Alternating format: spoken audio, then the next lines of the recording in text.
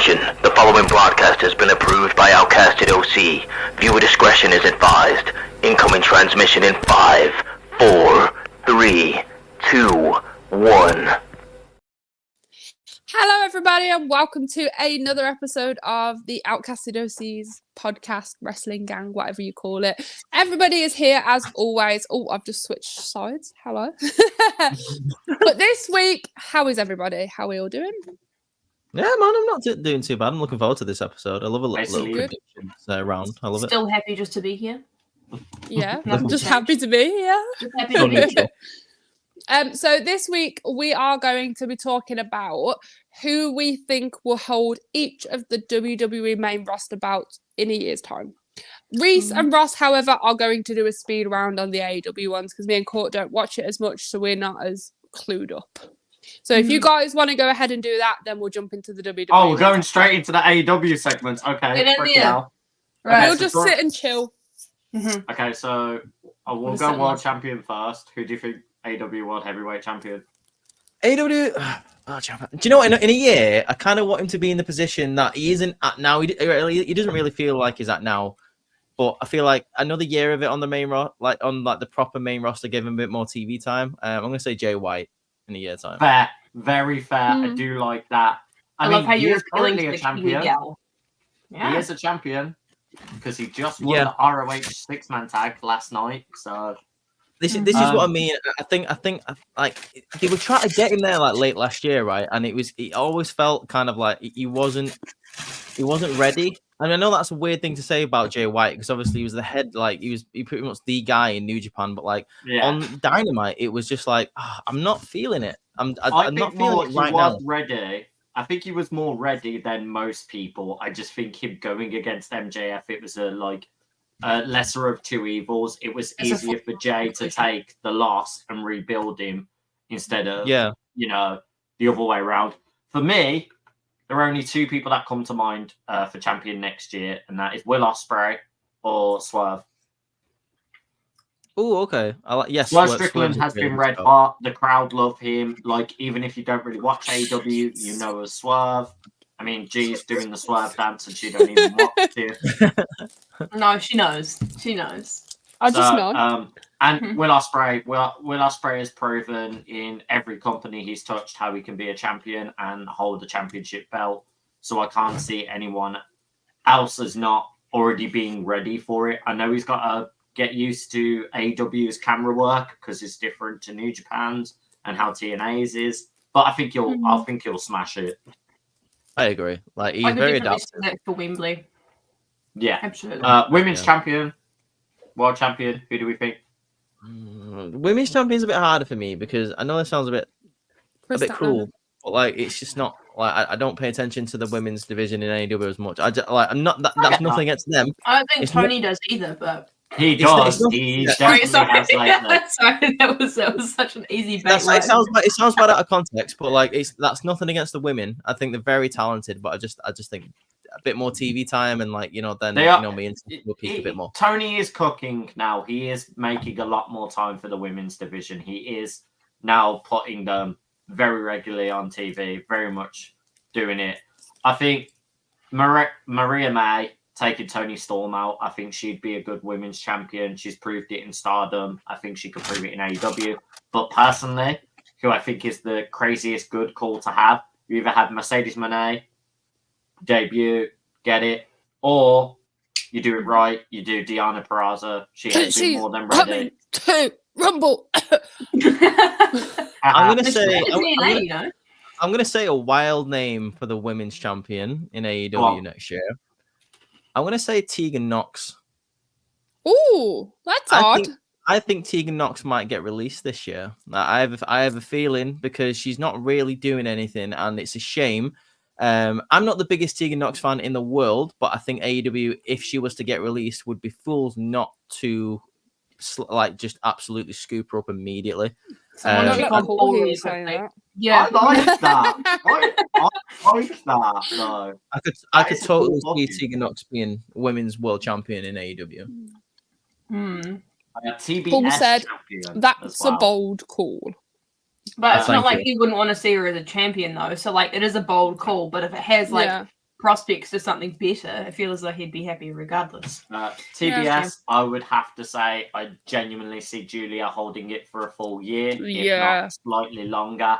But if she did have to drop it to anyone, I personally think out of anyone in that roster right now, Ruby Soho deserves to be a TBS champion. You've just taken mine, that guess there. Like, you've literally just said everything I was going to say. I was like, I'd be surprised if Julie didn't hold it for longer than like. But if anyone was to take it off, I'd quite like to see Ruby Riot with it, or Ruby Soho, should I say? Before you carry on, I saw a really cool TikTok yesterday come up on my feed, and it was the woman that makes Julia Hart's hats for her. Ooh. Oh, sick. Okay. Yeah, she literally made a hat and drove it like across the states to Julia because she needed a new one before an AEW show. That's Madness. dope. Wow. Yeah, So That the level most of commitment. expensive hat ever And I made. can't, that's crazy that she would commit to that. I can't even get a text back. So, like, just. Hats off to her. Tag Oh. so tag belts, who do we think would be AEW's tag champs? I'm going to say Private Party. Yeah, my man. Yeah, Hell Private yeah. Party. I knew you were going I to say think it makes that. the most sense. I'm honestly surprised that it's. I mean, I know injuries have plagued for like a good while, but I'm honestly surprised it's taken. They've been there since the very start. They were white hot at the start in 2019, and God damn it, they deserve to be at the top of that division. Like they deserve it so much. And I've always been a fan of Private Party, so I'm going to say that. Going next, we would have the trios. Personally, I would say Death Triangle. As soon as Pac returns, I think they'd be a great challenge against the Acclaimed and take the belts from them. Oh, okay. I'm gonna link it in with what I said about the world champion. I'm gonna say Bullet Club Gold, as in the Guns, if they're still there. I would quite like to see that, or like at any point, because that faction has a capability of switching up the members. Like I have a feeling, especially if it comes to like New Japan people coming across or people turning heel or face in that faction. But I am going to say Bullet Club Gold as a faction is holding the trios belts by this time next year. The only other bold one I would say is United Empire, because of Aussie Open and Will Ospreay. I think United Empire could be another big shout as a faction to hold the belts. So what you're dope. saying is Will let's just Ospreay's going to do- be pulling double duty next year. Yeah. He's Yeah, like, And he when could did do it. He could do it. Yeah, I was going to say, when did he not pull double duty? That guy's insane. Yeah. But Fletcher's I was been going to say, doing- Kenny did it with the belt collector gimmick. Oh, Man I'm was not pulling saying all it's a bad duties. thing. I was just Yeah. making sure that we were on the same page. Yeah, while we were yeah. I'll trying tell you to what, though, you insinuate. talk about Aussie Open. Like, I mean, I'd kind of relate Fletcher to Ivar at the moment. He's doing very well by himself. Yeah. All the stuff that I see about him, like he's doing really good in the singles like area, having like singles matches. Yeah. And then I'm just trying to think what the last FTW title is never really recognized. TNT, that's the one that Christian Cage is holding. Who do we think is genuinely going to take it from Christian Cage? Just give me Christian Cage for another year, please. I just want him. I Keep on don't talking want him about to people's drop. dead fathers. I genuinely don't want him to drop the belt. The only person I could see him dropping the belt to is a Luchasaurus turning on him. Oh, that's a good one. I'm gonna throw like a wrench in there as well. What about like if Nick Nemeth came over? Like, Yeah. I would be happy with that too. A Nick Nemeth Yeah. would be cool. Nick, Yeah. I don't see Nick Wayne. I don't see Nick Wayne getting the TNT title. I No, feel like I Nick don't. Wayne has now become too much of Christian's lackey to really do it. I'm trying to think, Yeah, is I there any more belts? No, I think that's it. I think that Because is it. Like, obviously for the me, ROH, you have all the ROH ones, but they're like another company. So yeah, I could not tell you anything about oh, ROH at the moment. Continental one, the Intercontinental and Continental. That's the last two. So Orange Cassidy has the Intercontinental. Let's keep it on Orange Cassidy. I Oh, really? actually wanted Okay. to change belts. I was gonna say someone like Castagnoli or Yeah. who's the other guy? Blackpool Combat Club. Willie Utah. Willie Utah. Yeah, I'd like to. But see they that. both have Ring of Honor stuff going on. If it was Well, anyone to take it, I think Daniel Bryan finishing with the Intercontinental belt would be good. That'd be dope. But do you know what? As well, there's another person about Daniel Garcia. I'd love Oh him yeah, to- Garcia would be sick. Could you do your Or Sammy Bush's Guevara. Garcia dance, I please? thought they were the same person. No, no. Sammy I did at Guevara one would point. be another good one. Because aren't the Bella twins going by like Garcias now or something? And when someone said Yeah. Daniel Garcia to me, I was like, what? I'm well confused right now. It's like it's their own faction on AEW, is the Garcias. The Garcia. Just like, everyone called Garcia just is in that group. You just see the Bellas do their hip, like their hips. And then, no, swinging, because and they you've do just it got- with Daniel Garcia as well. Yeah, you get the Bellas do. But you Yeah, can't you get the fellas doing that, and then you just got Daniel Garcia fucking hip swaying in the center.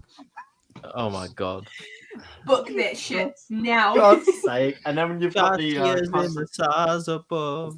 you've got the Continental Champion to finish, and personally, I think I genuinely think Kenny Omega as the Continental Champion, another Triple Crown guy. I think he could do it. I think If it'd be he a comes good back. way.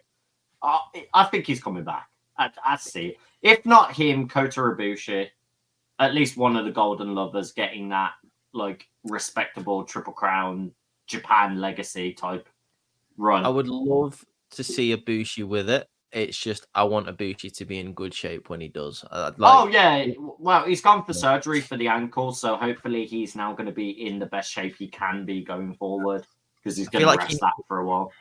He needs some time off though, doesn't he? Like not just for the ankle. He is now. He's already said once he's got the surgery, he's going to be off for a while. He'll just be training people in Japan. Yeah, and even good for then him. he can't train people because he'll be in a cast. So he'll just be telling people what to do, not demonstrating it. Land on your head, training over. That's Kota Ibushi's training. Like Doesn't sound right. It doesn't. it doesn't look right when he does it either. No. But there we go. That's Horrible. most of AEW. That's most of AEW done.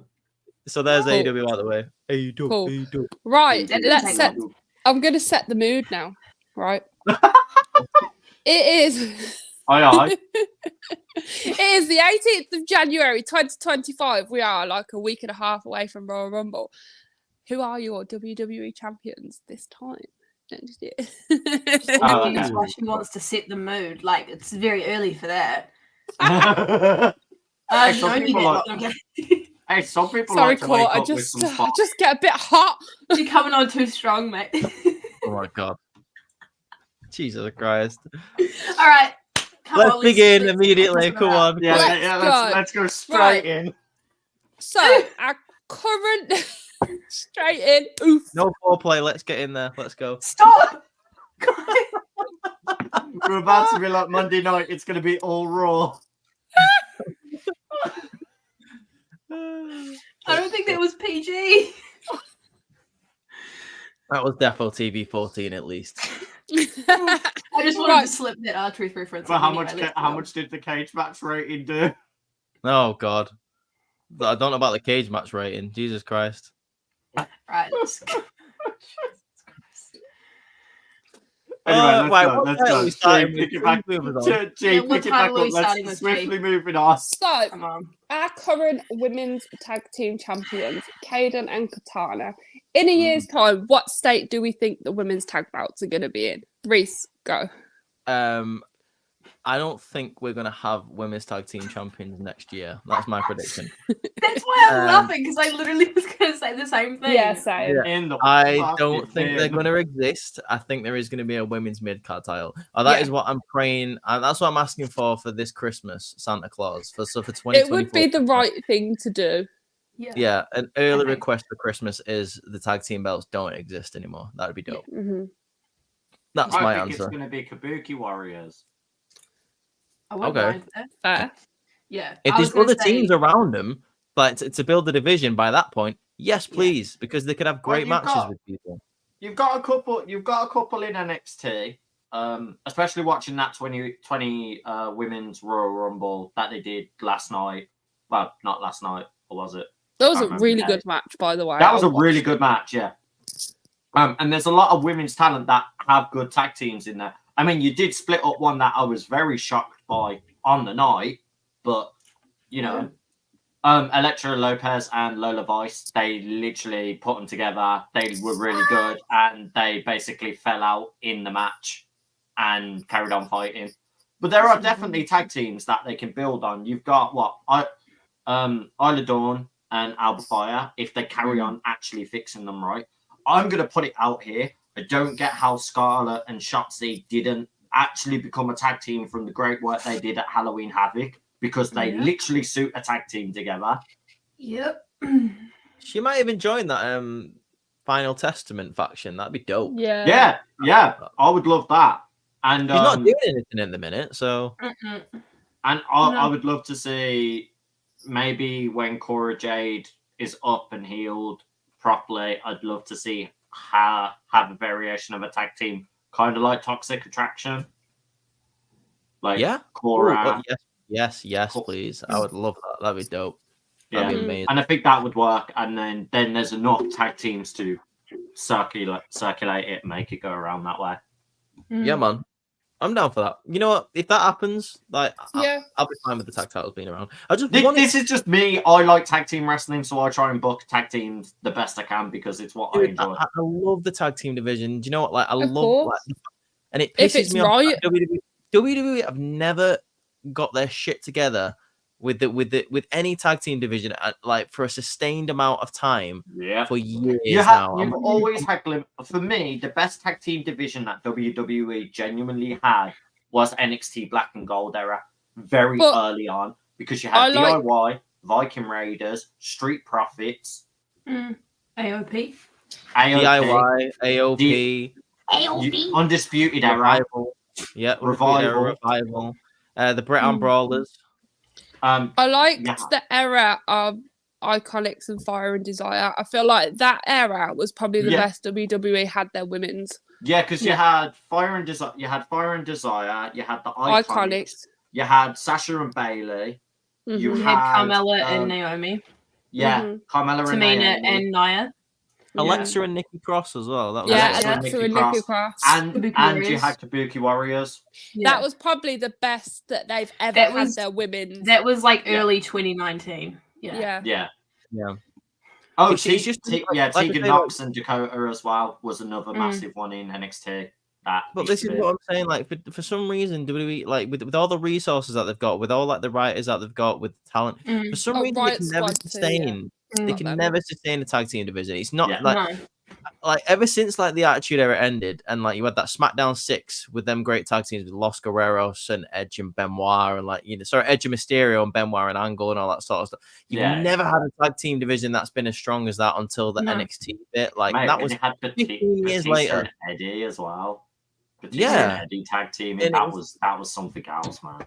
It's never gotten to that point where it's ever been strong since. And for some reason, don't get me wrong, we've had great tag teams, Usos, New Day, for example. But it's been one of those things where, like, what they do is they push 2 tag teams and then have nothing else.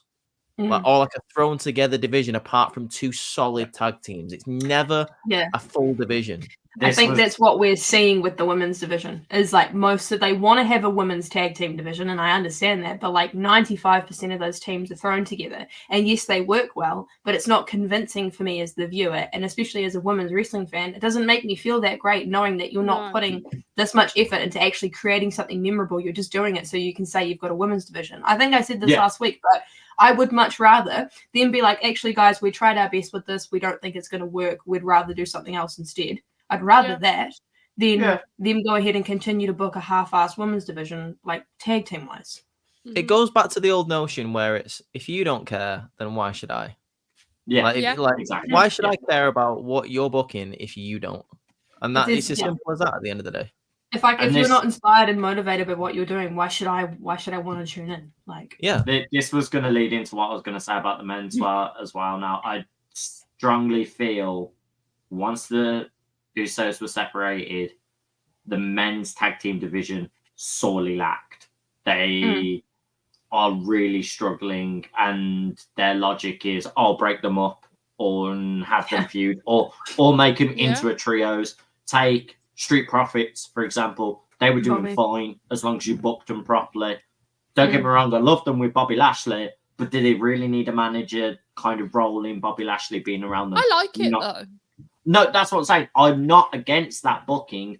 I'm just saying at the same time, they had a perfect good tag team that could have still been tag team wrestling, but now they've kind of panicked, have been like, oh, Bobby Lashley's now going to help them win matches. Oh, Bobby Lashley is the whole reason they're now as strong that as takes they the were. credibility away from the actual tag team, considering the Exactly. tag team does have accolades on their own without. But yeah, I feel as though, like, as we're saying, I think WWE know how to book singles wrestling down to a fine art. I just think when it's more than one person, they really struggle to get the creative right. They really struggle to put the focus on multiple people, and Mind especially you. in that consistency too. Like, they'll do it for a 3-week push, and then that's it. Yeah. They haven't done too bad with the factions though recently, like the Bloodline. No, factions are doing great. Judgment Yeah. Day. Yeah. But it's when you The have like reason- tag team wrestling that like they really Yeah. struggle Well, to be able yeah, to the both. reason why that is because I mean Triple H loves factions. He loves it. Like, and it was that the fingerprints of that is all over NXT back in the day with the Undisputed Era, etc. Yep. Triple H Yeah. loves factions. Like, he was part of like 2 of the greatest factions of all time himself in Yeah. Evolution and DX.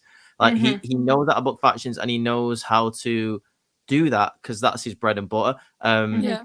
I think that comes with booking a really good tag team division. Like, the men's tag team division at the moment is quite strong, to be fair. And like with the addition of AOP to that, it's going to look great. Maybe that is the answer for the women's tag team division. Maybe get some more factions on the go. Who knows? But I think that division just needs to be more deep.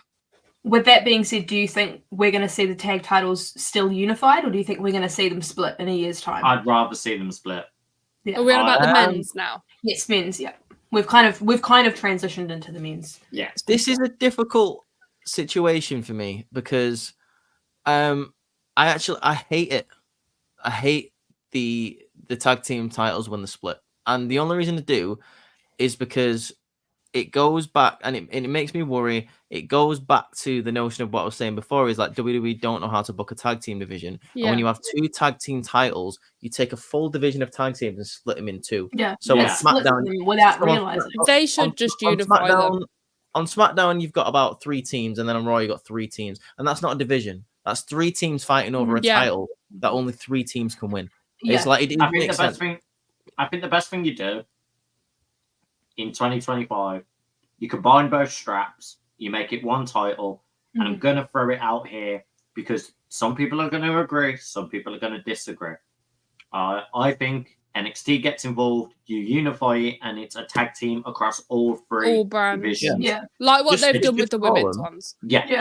Yeah. like make some new titles because I hate them titles. They're ugly. Oh, the penny Make some chips. new titles and call them the WWE Tag Team Championships and have them float Yeah. on all 3 brands. Yeah. And Yeah. what I was going to say as well, you take the example of what you're doing with the Dusty Rhodes Classic, but you do that for the whole company, and that tag team, that wins the Dusty Road, not only get a tag team opportunity at the belts, but they are also established as they are a tag team consistently going forward until they want to break up. I Yeah, can see man. that. I agree with that. Yeah. Because they're I I'm not being funny. Baron Corbin and Bron Breakker, I didn't think were going to work as a tag team at all. They're 2 single They do. talents that are absolutely phenomenal. Watching them last night, I was laughing my head off with just the comedic goals they have, but also them in ring is freaking sick. Seeing like Baron Corbin hit the freaking end of days while Bron Breakker's just running past him, hitting a spear. I was like, yeah, sick. It's beautiful. You're like, yeah. this is what I want. Yeah, like that's all I need. Shut up and Like, take Yeah. my money. literally. You're gonna give me what I want. Yeah. Happy birthday, Give me Batista, by the what way. Oh, is it? Oh, happy It's birthday! his birthday. I didn't know Is that. it today? Yeah. Is it actually today? Yeah. I That's just made a mad. birthday, I just made a Batista. Batista reference without even knowing it was his birthday. Batista. so- It's Batista. Happy We birthday. love you, Batista. Oh god. Anyway. Oh. Hey, you worked out. There we go. We now worked out. It didn't work for me. I'm broken hearted now. Mention I Batista. love how like, you Broke, yeah. It must be Oh, so he's that she drunk. has settings. I don't know. I literally have no idea. This happens all the Yeah, time. I don't know. We still need to figure out how this happens. But anyway, let's carry on. So Right, yeah. What's Yeah, the next title? I think men's you definitely unify the tag belts, and Yeah. if we're doing a new tag team champions, that isn't Judgment Day. Because I could say the Judgment Day could swap. I could see Finn and Damien dropping it, but then, you know, I JD genuinely McDonough and think Dominic pick it up. the Street Profits. Oh, I say DIY. I think the Creed brothers. I also think Ooh. the Creed. I'm not gonna Nice. lie to I you. like that. I'm like not it. gonna lie to you. Yeah. Okay, I can see AOP doing it. I think this year we'll definitely see Judgment Day, DIY, and AOP. I definitely think we'll see those three give me in just a in this triple year threat. alone. Like I not think in the this match year- together, but I'm saying holding the titles in the span of 2024. I think we're definitely going to see Actually, those teams. I'm If going to they- throw a curveball. I'm going to say the Usos. What the fuck? They're gonna get back together. You think? We're going to get back together. It's like I a- mean, We're Oh getting my the band back together. Oh my god. Do you know what I'm gonna time say? and, Like, time and honestly, place. like if that happens, I'll be fine with it. I really will be. But at yeah, the same so time, would I. I love the but Usos, yeah. so I'd be okay with it. if it's not Mm. detrimental to Jey Uso being a singles guy, you could hold No. the tag team titles again. That'd be dope. Kind of like what Yeah. Sammy and Kevin did. But what And I you will know, say like, is, the New Day have done for like fucking years, where they've had singles matches Yeah, while still yeah, holding like- the tag belts. yeah, like the Freebird rule. Yeah, for real.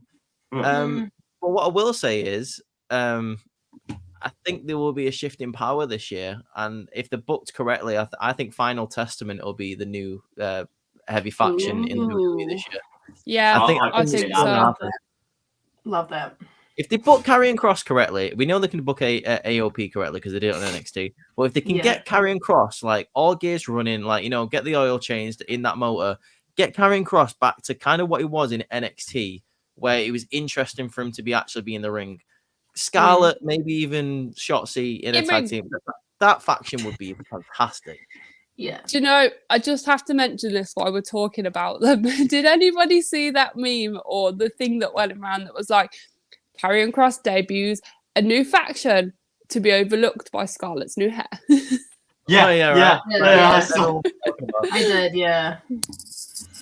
Literally Dang it, everyone Scarlett, was why'd you talking. take that moment away from him? God It's damn all it, why about did my you. wife have to do this? Yeah, me and Court said the Creeds. Like Ross said DIY. Who did you say again, G? Usos. Oh, You going with the Usos? Okay, fair enough. oh, Any of those I'd be fine with, apart from DIY, to be honest, because they're so boring on the main roster. Yeah, I miss hearing Rebel Heart. That's just how it is. I Anyway, I just missed NXT Black and Gold when they were actually interesting to watch. But See, that's just my Reece, opinion. I've got a really quick question for you. Do you know who you're talking to? Yep, I know. Like, why would you say that? Well, I'm sorry, they're boring. It's I like, think you've yeah, broken Ross. I know, but it's like they just They come are out on the field boring. like, we're good guys, yay! And it's like you were never that on NXT. Oh, man, it pisses me off. Because they're trying to be baby faces. They've not Together. done a baby face run the whole time they've been as a group. They used to fucking Yes, they fight do. each other. They were Let them But be here's the friends. thing. Here's the thing. They're babyface at the moment, but if they get like the opportunity, I don't know how, but if they get the opportunity to take titles and it doesn't go the way that they want due to somebody interfering, they're gonna switch up, and it will Yeah, but make they it were more baby faces when they were facing the revival. So, and that wasn't cringe. So what's changed? anyway. What's changed? That's what I'm creative. saying. That's changed. Yeah, exactly. Right, moving on. Next title. United States Championship, our current champion, Logan Paul. Ooh, This is an this interesting one. I think this is the toughest one. You know, I really Mm. genuinely do. This is I- honestly the toughest one. But go on, G. I think it's going to be LA Knight. I think he's going to win it, and I think he's going to have a good run. Yeah. Okay. Yeah. Oh, you think he's gonna hold it? You think he's gonna hold it like from like quite recently, as in now, like Well, around WrestleMania doesn't- time? I was going to say like maybe like WrestleMania, or I think Logan's going to hold it till at least WrestleMania. Mm. I could see that. I Yeah. think that's what's gonna happen. Have I his think, WrestleMania moment and then like drop it. And I think LA Knight's going to be the one to do it. And because if you look at it this way, LA Knight has had such a pop, like he has literally flown to the top of like everything recently Yeah. out of nowhere. And they've shoved him in that like world Battle title Royal. scene with Roman Reigns. And then kind of did nothing. Then obviously we knew he was never going to win anyway, but I feel like he needs to have that belt win, and it's going to be a mid-card bout. So for me, the United States belt makes sense, and I feel like he will have a decent run because he's so popular. I like that. I'm in two minds about it. So I agree with you in terms of I think it is going to be Logan Paul and LA Knight at WrestleMania this year for LA Knight to take the win.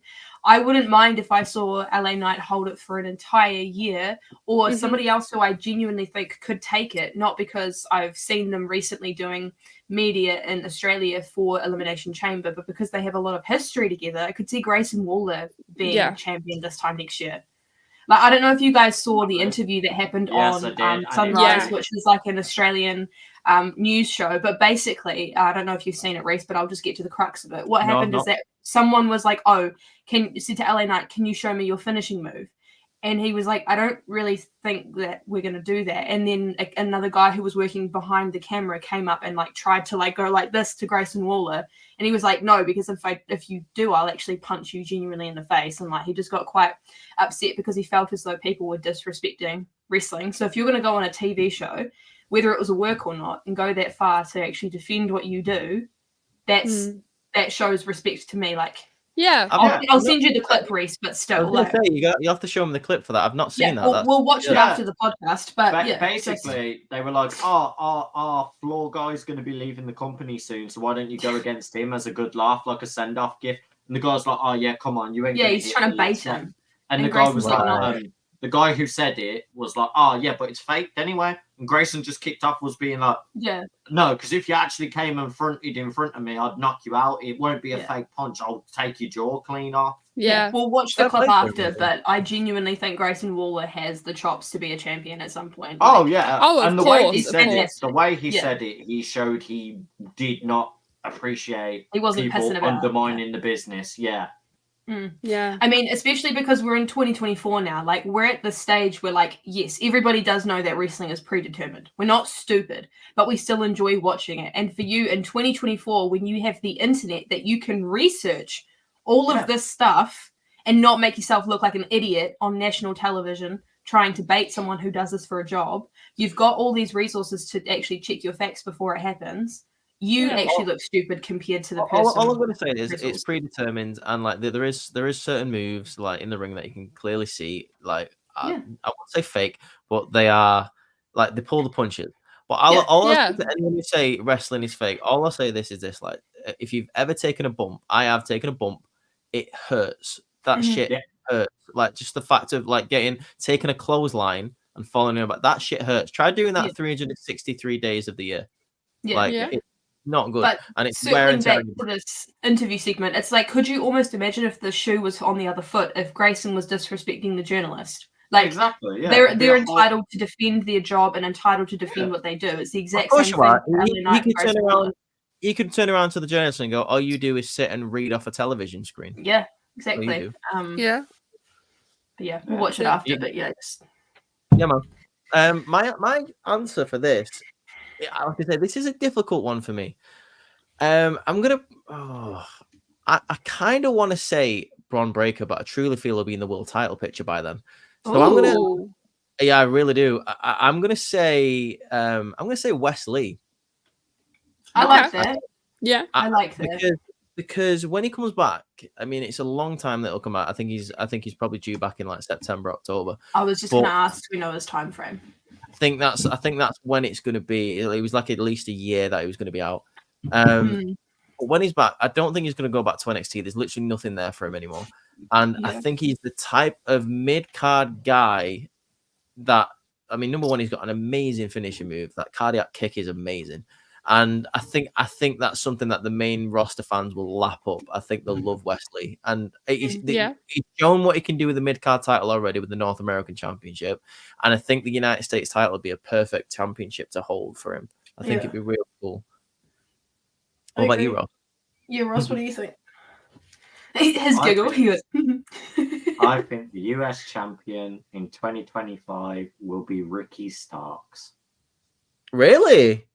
Yep. That's bold. Okay. There has been there's been enough images of he's been training in the Heart Foundation. He's showed kind of his frustrations with AEW that they haven't really booked him right. You could tell the tag team he's kind of in. He's just doing the work to show how good he is and kind of betting on himself to be like, wow, if I go somewhere else, they're going to appreciate it. And I feel like he is that mouthpiece. He is that good in the ring. He is that star power that could be a US talent. I like that, dude. I like that Ricky Starks pick. That's a good one. It's kind of like my Tegan Knox one before. I think you could totally see that happening here. Here's another question for you while we're on that subject. Seeing as though it looks like WWE are creating like a Meat Planet division, according to Wade Barrett. Which I am totally down with big men who can move really fast, but also slap meat with the best of them, right? So here's a question for you: like, do you think we'll see Big Bill in WWE again? No. Do you not think it? Do you not think it's a thing? Do you not think we'll see Big Cass ever again in WWE? No, I don't think so. He openly admitted that the road tripping of WWE, the work schedule of WWE, contributed to his drinking problems and his drug problems. Yeah. AEW don't put a lot of that pressure on him. AEW isn't that much of a work schedule as he could. They don't do house shows anymore. By the way, they scrapped the house show stuff they were doing for a little bit of time. They trialed it. They might be bringing it back, but they're trying to think. What they want to do is kind of make Dynamite and Collision consistently always now, instead of doing like, here's a quick throwaway house show this week with the same 5 wrestlers.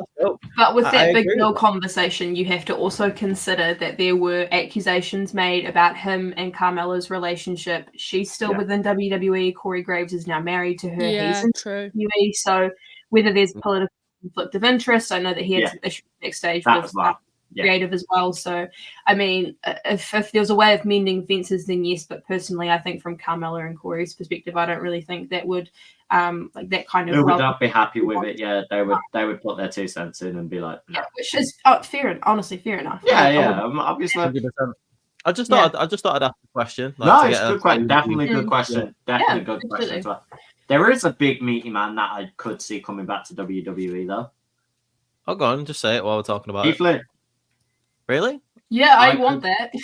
I could say, no offense, obviously no offense if Keith Lee is happy in AEW, understandable, fair enough. I'm not telling him how to do his job, but I feel you don't have a champion like an ex-double champion like him, not book him enough.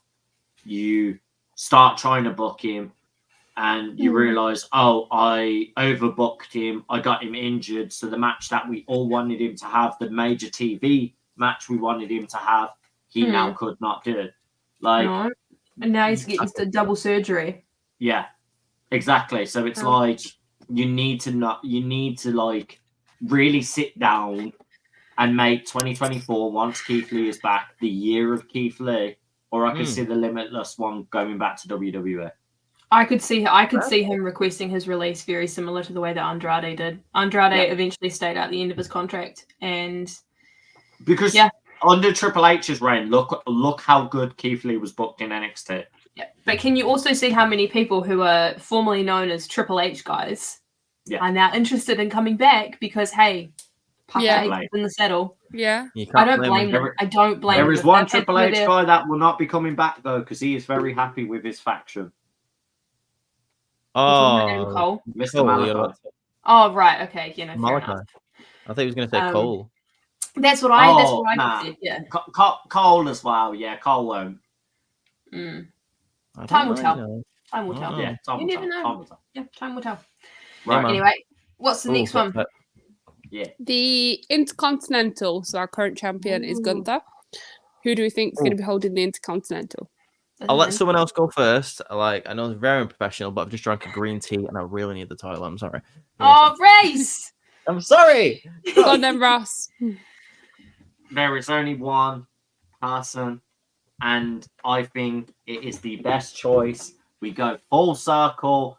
Pete Dunne, Mr. Bruiserweight, takes it from fucking Gunther. Give me that Intercontinental reign of the Bruiserweight.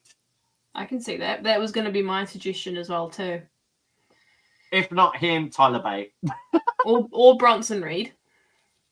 Bronson Reed would be a good one. I Mhm. definitely would be happy with a Bronson Reed. Yeah, man. But if it was anyone Bruiserweight, I want that full circle. I want the Pete Just Dunne. want Sheamus to be Hey, intercontinental. we Oh, needed no, such Sheamus Sheamus is wouldn't have valid. this moment. Yeah.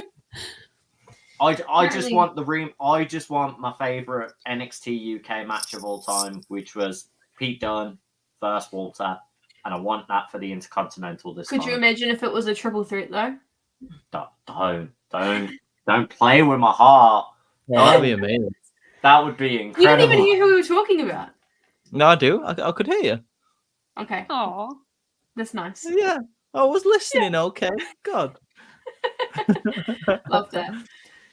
But yeah, Um, definitely needs to be Pete Dunne. Reese, what do you think? Screw it. Trick Williams. Let's go. Yeah, all Oh, the do it. NXTs. Yeah. I love Trick that though. Williams. I love that. Let's Mm. do it, man. Like, I mean, I think he's fantastic in NXT. Maybe there's an NXT title match like in the future for him, Yeah. but I don't. I honestly don't see him or Carmelo Hayes being in NXT for very much longer. I No. don't think there's any need No. for him, especially No. Hayes. But with Trick Williams, I think he's great enough to focus on the main roster. I think he's got Yeah. a gimmick that like perfectly translates over to the main roster. And him with the IC title, like he would hold that division, that mid card together so well. That whoop that Yeah. Trick all the way over the Eurocontinental That true. division, baby. What? No, because here's the thing. But not to beat Gunther though. Back when Keep they were Gunther's- talking about not to who's beat going his to be, back when they were talking about like the Mania card that got leaked, it initially said that there was going to be AOP going up against the Street Profits, Bobby Lashley, and Trick and Carmelo. Really? Yeah, when they, you know how they I'll leaked take Mania that. That cards match every sounds single year. banger. Yeah, But it that's does. the Yeah. thing is like we saw that picture of MVP Omos, Mello, Street Profits, and Bobby Lashley, and that was initially when it was like speculated that we'd be getting a new faction. And how many of those members have we actually got in said faction? Keep in mind, on SmackDown last week, Carmelo was trying to plead his case to Nick Aldis about finding a spot for him in the Rumble. Yeah. That's true. That's very true. I mean, I'll tell you something else. I'll tell you something else as well. Like with Trick Williams, he could slot perfectly anywhere onto that roster right now. Like I say, when it comes to his character being so good, it's one of those things that translates so well to the main roster. Like on Raw, I could see him doing great on Raw. I don't think he's stepping any toes there either on SmackDown. I just think that he has got a couple more cards to play in NXT. Like he's still got his NXT title match, but really after that, there's nothing really else for him to do. And I think people like Carmelo, Bron Breakker, Trick Williams, like you can even make an argument about Von Wagner. Like people like that need to start moving out of the way for like the new generation of stars. You were talking about Yeah, this of last course. week, and I agree with you. Yeah. Yeah. Mhm. I think another big one as well is like I can already see him being done after the Dusty Road Classic. I think that's like Carmelo Hayes' last like tick off thing to do. Then win the Dusty Road as him and Trick solidify their friendship, and then I have a feeling Carmelo Hayes is gonna turn on him in the Dusty Classic. oh no, And I think we they- see something at Stand and Deliver. See, I think they win the Dusty Classic. I think Carmelo Hayes turns on Trick when Trick is going against Ilya. See, After. for me, I think, and I've been saying this on my NXT reviews. Jesus Christ, got to be about 6 months now. Ever since that the seeds have been laying that they're going to turn on each other, and I think the Dusty Classic is perfect to do. It's been done before. Yeah. I don't know if you guys remember a little tag team of Pete Dunne and Roderick Strong versus Adam Cole and Kyle O'Reilly. Yeah. Yeah, and Roderick when they- turned on him to join Yeah. the UA. It's been done before, and I think Hayes can turn on Trick in there, and it'd make Trick look strong. And Hayes would just look like a douche, and that has got to be the main event of Stand and Deliver WrestleMania. Yeah, and then I was going to say I wouldn't be surprised if Trick Williams won it, and then we saw Carmelo come the Raw after WrestleMania. yeah, Oh, that'd be good. I'd love that. I'd love I that. wouldn't be surprised. And then Trick can finish whatever he's doing in NXT, and maybe after SummerSlam we see Trick. Yeah. I think you sprinkle some of these NXT veterans in across the draft, Raw after WrestleMania SummerSlam season this year, and I definitely think it would totally add to the roster that we've got now. Because as you say, there are so many people that are in NXT that you like look at them and you're like, I know that you're still in NXT, but you're almost like main roster ready, and it's like you like you say, you want to give people underneath the chance to grow and thrive as well too. Honestly, I mean, like I said, I bring his name up a lot of times, but it's so true. Bron Breakker could be in the world title picture on the main roster by now. Yeah. He is so beyond NXT in every way. He's got a great heel character. He's good on the microphone. His ring work is just unbelievable, and he does not need NXT anymore. I don't even know why he's there. Like he should have gone up as soon as he lost the title. I don't know why he's still there. Because he's forming the Wolf Dogs with Baron Corbin, man. Like best team in the world, Wolf Dogs. I can't wait to see the end of days for that. So like they're not forget that. Funny, but yeah. Anyway. So the next bout would be the Women's World Heavyweight Champion, which of course is held by Rhea Ripley at the moment. Oof. All right, this is difficult. It's so difficult to see somebody taking it from her, isn't it? No, it's not. No, not after what I saw this week. No, it's not difficult at all. No. And that's why I'm going to say AJ Lee. Really? That's wild. That wasn't what I was getting at. Yeah.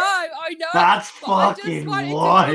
I knew exactly what you were getting at because I've seen the segment. But did you see the picture in the group chat that I sent of me crying? Yeah. Was that from that? That was from that. Anyway, from that. I genuinely think she's coming back, I really do.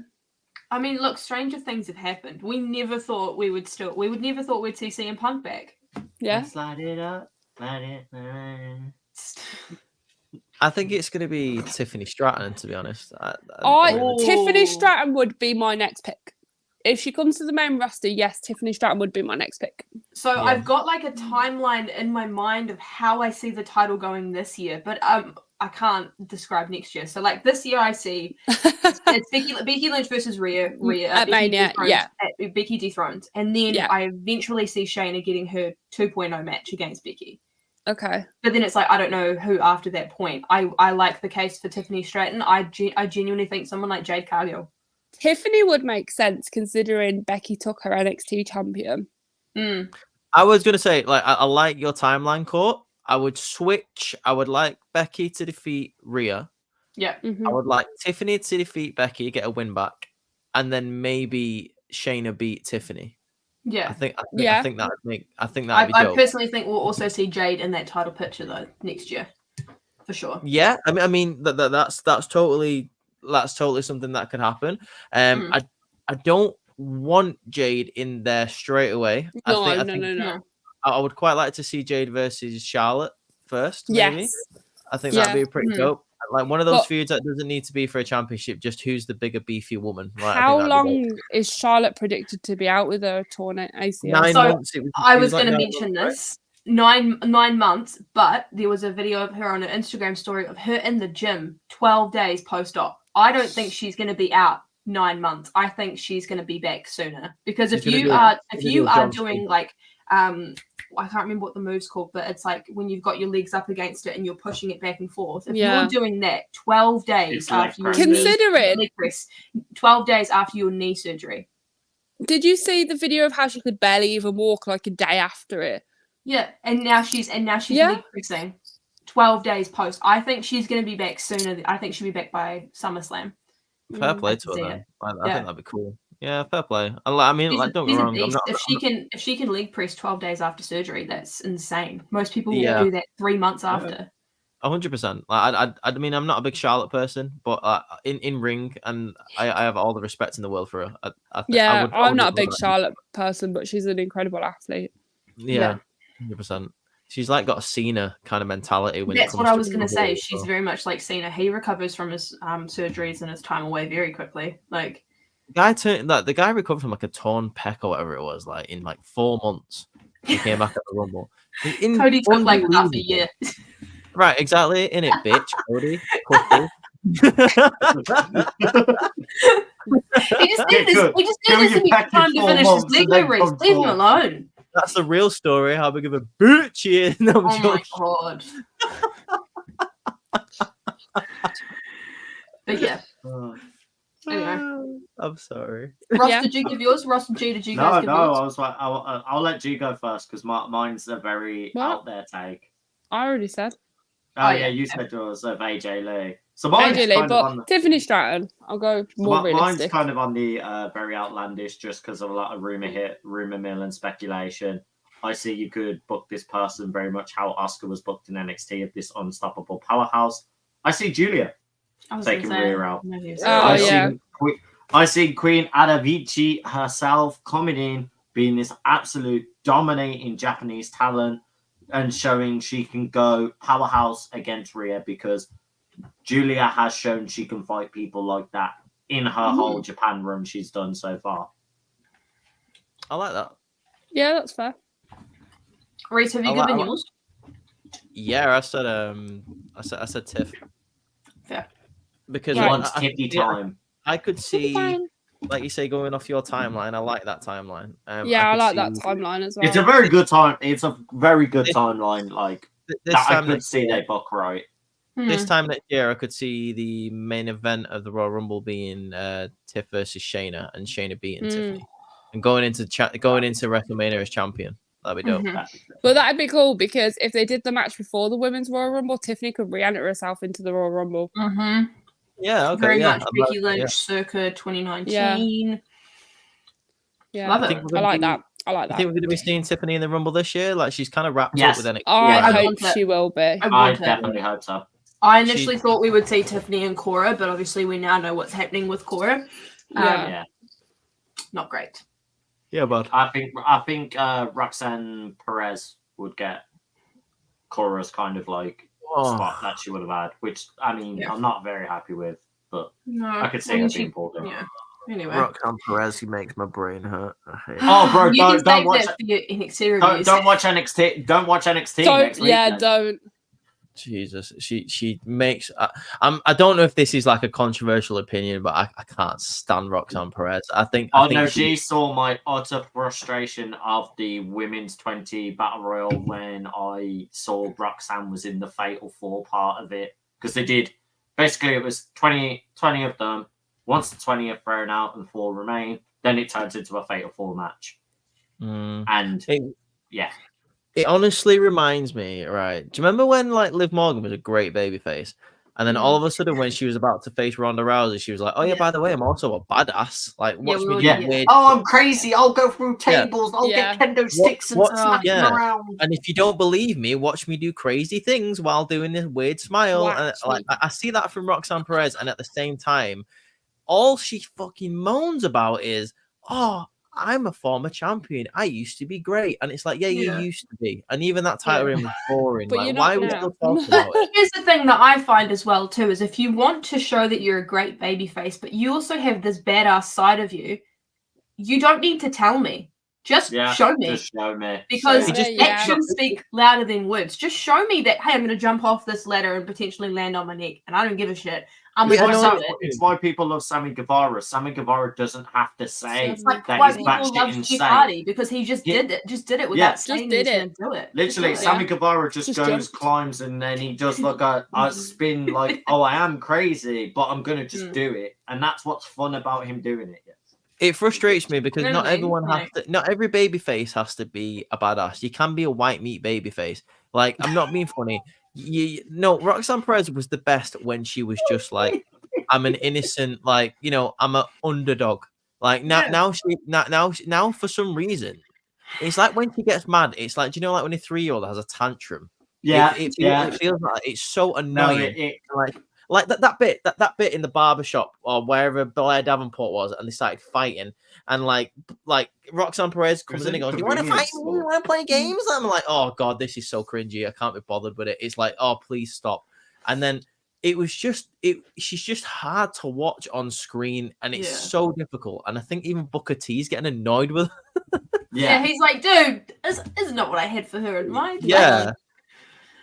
But yeah. yeah, I feel like A big name that I'd love from NXT to be in the Royal Rumble is Fallon. I think she would do bits in that Royal Rumble, and she definitely deserves that chance. Well, we're not talking about the Royal Rumble this week. That's next week. No, I Stay know. tuned. Oh, yeah, actually. Good segment. Right, Absolute anyway, promotion.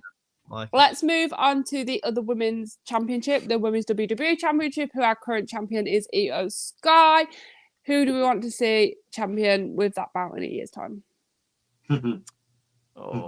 It's not a case of who I want, but it's a case of who I think they're going to do it as. Yeah. Oh, okay. I think it's going to be Charlotte Flair because they were setting up Charlotte and Bianca for this year's WrestleMania.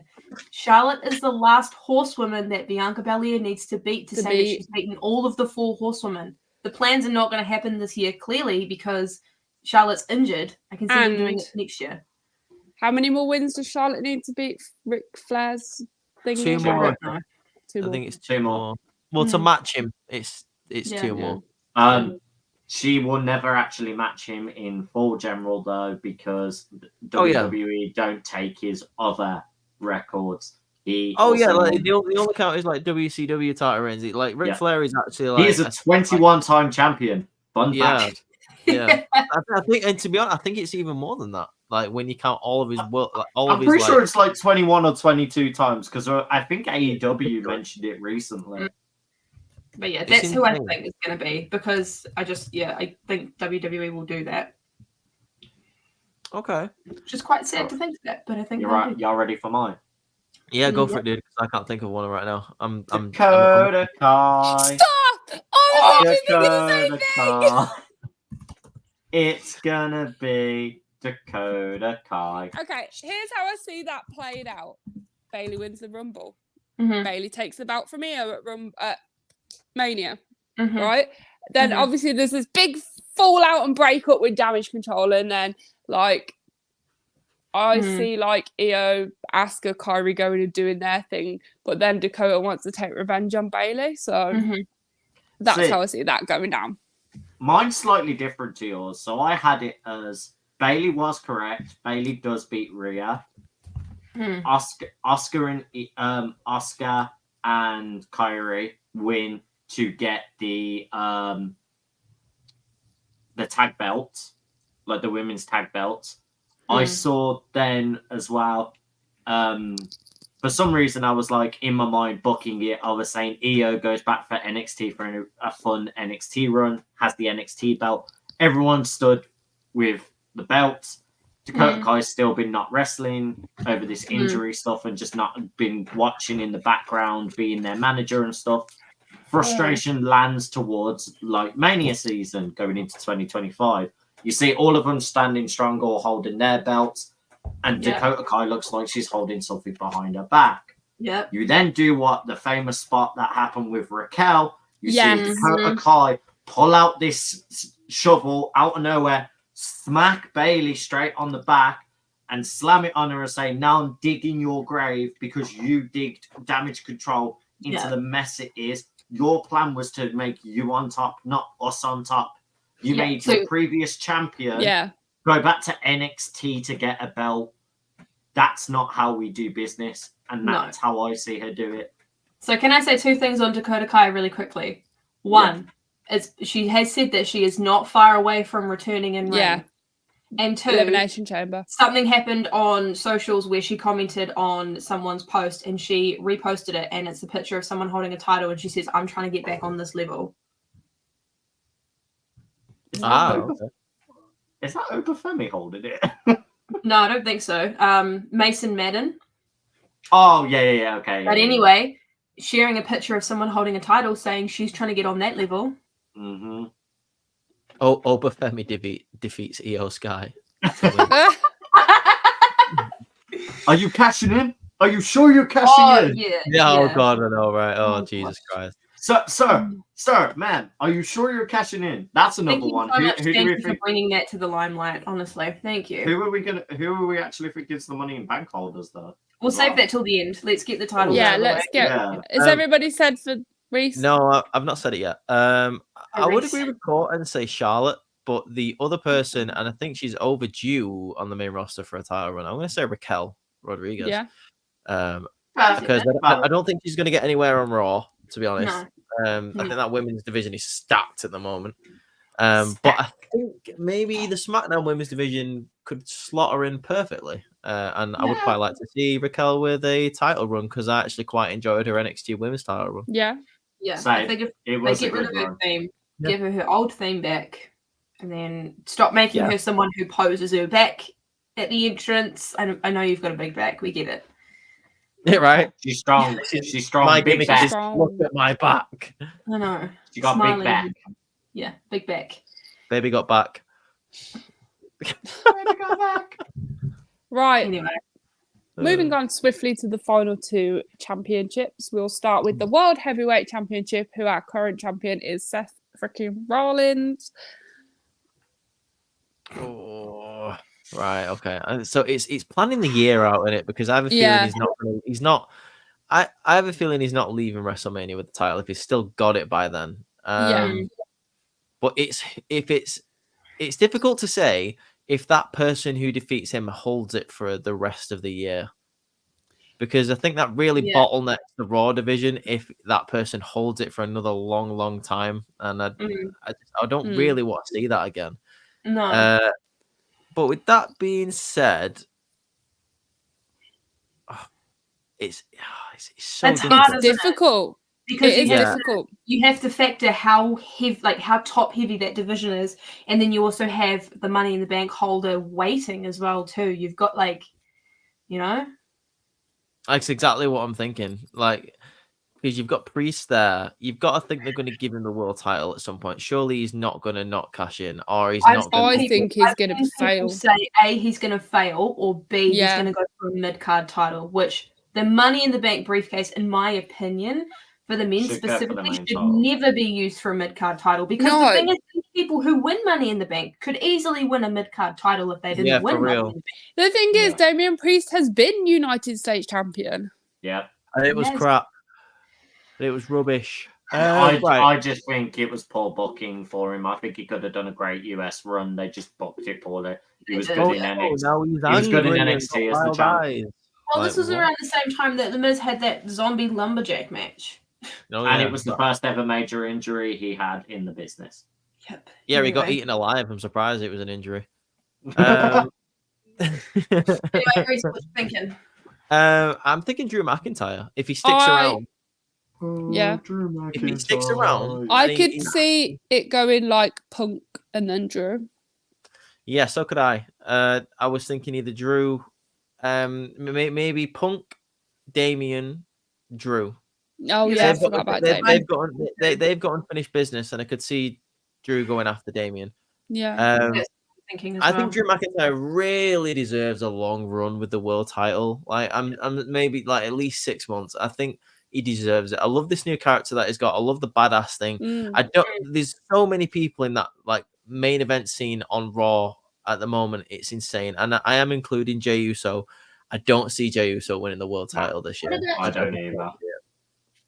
I just do not see it. I don't see His Sami Zayn time winning His it. time will come. His time will come. I don't because he's going to Sorry, win the go on. Universal Championship. No, he's not. I don't see Sami he's not. Zayn winning it. I don't see Jey Uso winning it. Do you know what? Jinder Mahal, throw him into it. I don't see Jinder Mahal winning it. But Don't hinder Jinder. Fair play to him. It was actually a pretty decent match on Raw. I just think Drew McIntyre is the guy to hold it. I think it'd be cool. Like, give him his dues. Like, pay him the money that he wants. He's a fantastic talent. Like, don't get It rid would of him. be good because if Drew does win it, we could see matches like Drew and Gunther again, which are matches we love to see because they both put on fabulous shows all the time. And Gunther could be the one to take the title from Drew eventually. Then those were the two names that were floating in my head. I either had Gunther or Drew. Gunther or Drew were the two people for me. I could totally see the world title on Gunther's shoulder. He's so good. Yes. He's just a classic. I'm going to batter you champion, and it just works for him. Yeah. Yeah, I agree. Cool. Yeah, I agree with everything that Reese said. I genuinely think Drew McIntyre needs it. same. I think the way that I see it is it's going Seth, Punk, Priest, McIntyre, and then Gunther, as you say. So Yeah. I mean, Yeah. I agree. Ross? Ross. Finn Balor. Oh Finn no, Balor. No, because that actually could work. If you didn't even consider McIntyre and Priest was champ, Finn could have all this resentment towards Priest because of all the opportunities that Priest has gotten. He stole the spot, like, you know? And that's how you turn Priest babyface. I'm this way. Thank you. I'm the other way. You're pointing the wrong way. Thank you. You understand me.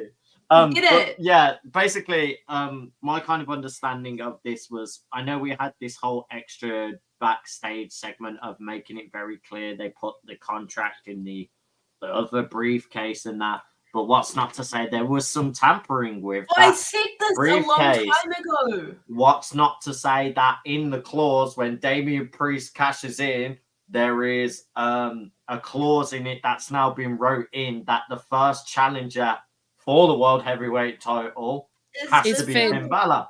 So Damian has to fight Finn, and Finn goes, sorry, this was the plan all along. JD backstabs Damian as well to be like, look, you tried to never let me be in.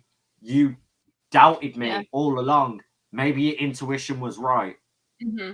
But okay. Have I not been saying this whole time? What if the clause actually says first challenger is R-Truth, the real member of Judgment Day? I will fight you right now. No, but it's not funny because here's the thing. Apparently, it was Damian Priest that really pushed to have R-Truth. Yeah. I saw that. Yeah, and I'm not lying. Yeah. Damian Priest was like, Damian asked for it to be extended. He asked for it to be extended. I think it's great if it gets extended because we need to find Tom and Nick Mysterio on Facebook. I don't know if you guys have seen that Three Amigos picture that's got Dom on both sides and then Truth in the middle. Oh and it says Three Amigos, and it's obviously Tom and Nick. Oh, yeah. But if it's not Finn, and if it wasn't anyone, I think Sheamus, just to kind of tick off another box of, hey, here's another belt that I've won, to be like a bigger Grand Slam, because then all you would need left is an Intercontinental. The IC. Well, no, that's what I'm saying, because the World Heavyweight title wasn't around when he was a Grand Slam, so he could be an even bigger Grand Slam. Yeah. That. It was. He beat Daniel Bryan in 18 seconds. Oh, shiz, yes. No, it was that. Yeah, it was that World Heavyweight. He's like, oh, no. Bruh, my brain forgot that it was that okay. belt. I thought it was the other.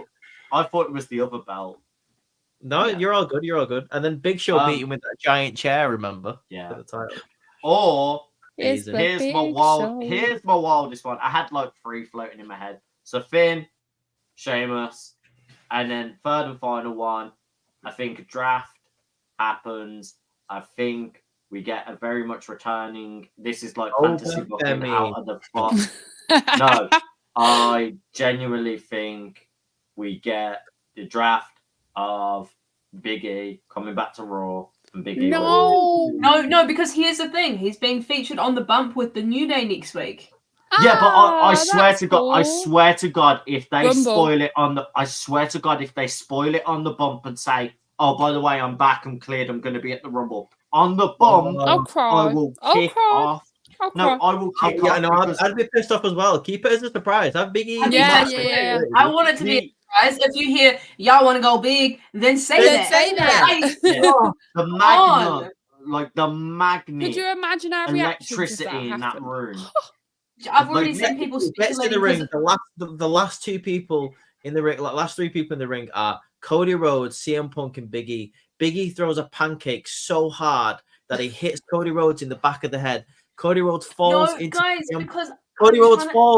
CM Punk. They both fall out of the ring. Big E wins the Royal Rumble. There you go.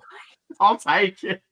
I'm holding on to this idea so badly. We've seen Ludwig Kaiser take out Kofi Kingston, try and take out Xavier Woods, Imperium versus New Day. Yes.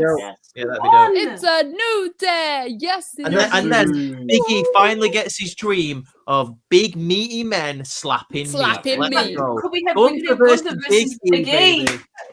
Yes. Are we cooking in here or what? We You want your 5-star matches? You Triple want your H, 60-minute classics? We want credit. Nah, bump that. I want big meaty man slapping meat. Jeez. All right. Cool. And finally, that would be so sick. That would be so sick. the undisputed WWE Universal Championship held by Roman Reigns? It's going to be Roman. And will still be held by Roman in a year. Yeah. Thanks for watching, guys. Bye. I don't even know. I Roman. I genuinely say I still Roman's say holding Roman. it for another year. Yeah. I honestly think, and I'll say it again, I said it last week, because Roman Reigns, if he retains at WrestleMania, is only 100 days away from being in the top 3 of all time. He will beat Hulk Yeah. Hogan's record. September he needs to get to.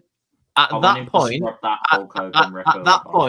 at that point, why don't you just let him hold it until the number 1? Like, I'm sorry, Number 1. Yeah. you might as well. Because if he Who gets is number 1? like Bruno Sammartino. Bruno Santino. And how long is it for? Well, I'll put it Bruno to you this Santino. way. I'll put it to you this way. If he gets to this time next year and he's still got the champion, I think it's like another 2 years he has to hold it for. Oh, Yeah. he's not holding it for that long. Bruno Santino held it for like, I'm pretty sure it was 6-7 years. Hold on, let me see. Hold on. Yeah, he was.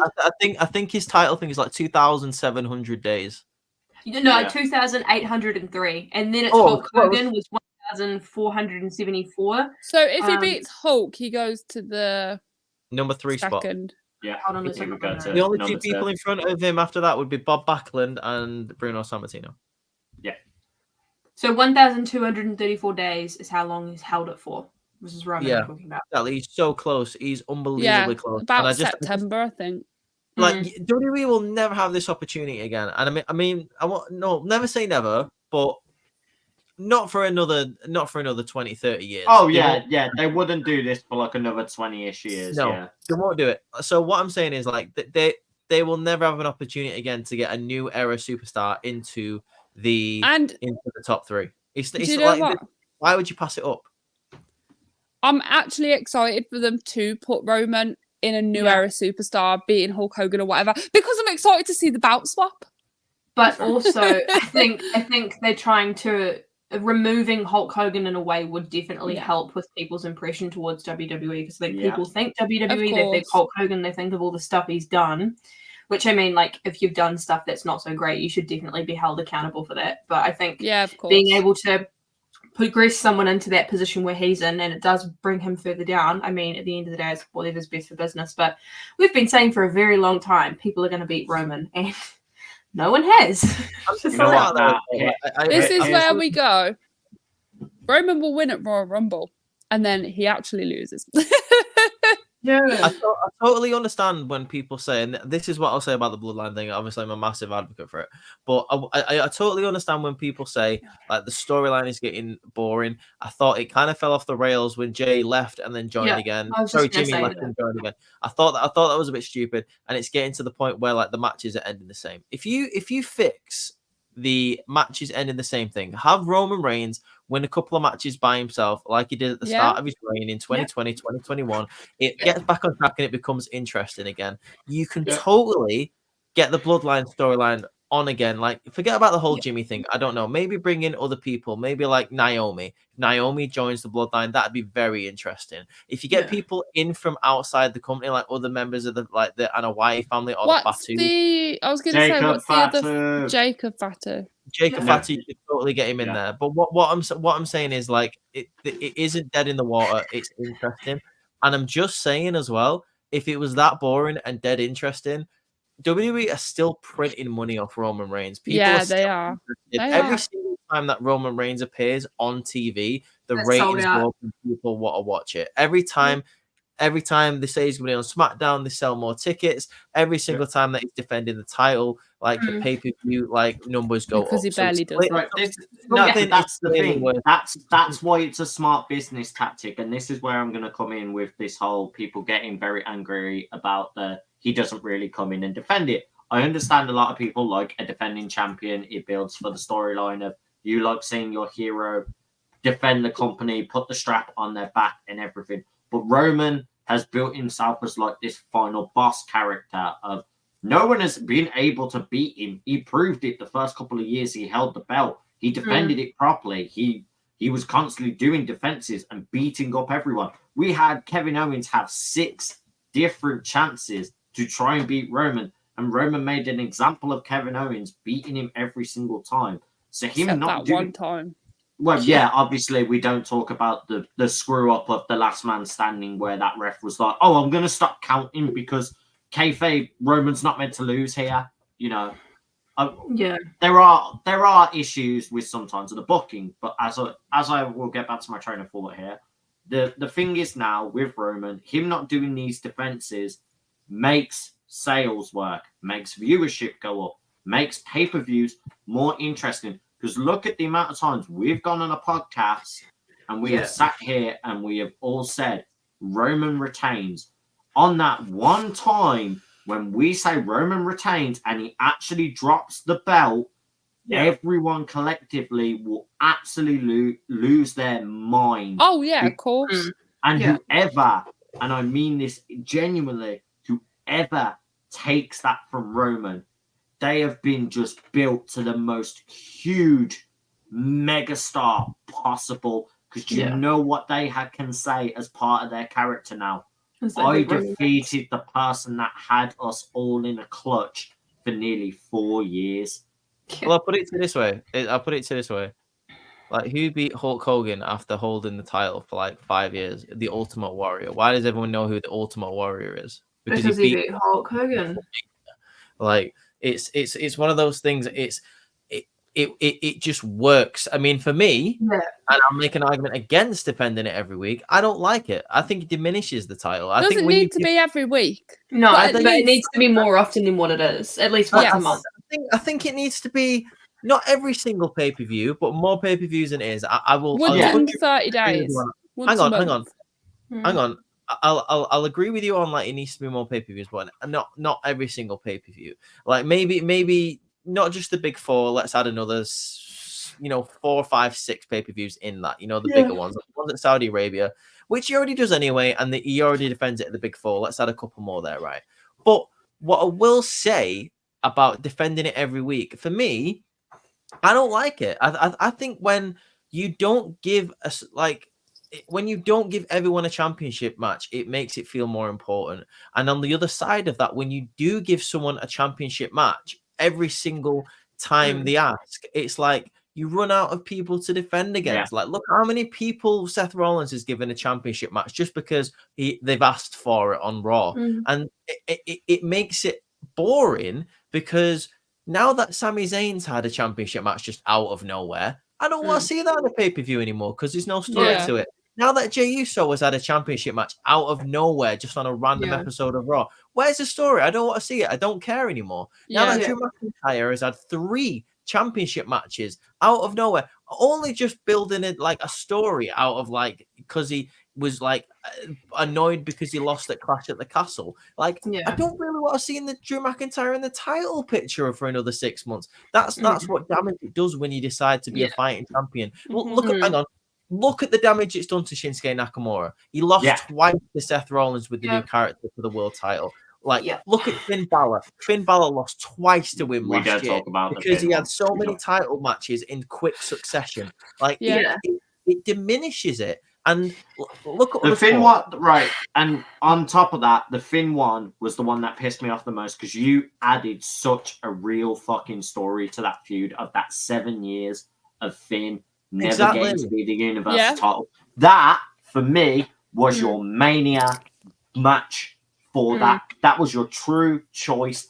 And you had me saying to G, Seth's a transitional champion. He's literally going to drop it to Finn because Finn needs the run.